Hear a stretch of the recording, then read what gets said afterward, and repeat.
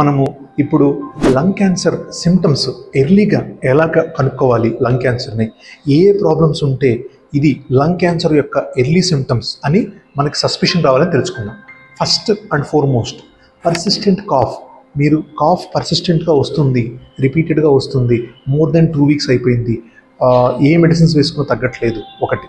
ఇంకొకటి weight loss, unintentional weight loss, మీరు అనుకోకపోయినా కానీ బరువు తగ్గుతున్నాడు. 2. 3 స్కిన్ మీద ఎక్కడైనా బ్లాక్ కలర్ లీజన్ కానీ, ఎలివేషన్స్ కానీ, స్వెల్లింగ్స్ కానీ ఉన్నాయి. ఇంకొకటి బ్రెత్లెస్నెస్, పర్సిస్టెంట్ బ్రెత్లెస్నెస్ వస్తుంది. ఇంకొకటి దగ్గుతో పాటు రక్తం వస్తుంది అని. ఈ 5 సిమ్టమ్స్లో కనుక 2 or 3 సిమ్టమ్స్ ఉంటే మీకు లంగ్ క్యాన్సర్ యొక్క ఇనీషియల్ లక్షణాలు ఉండే అవకాశం ఉన్నది.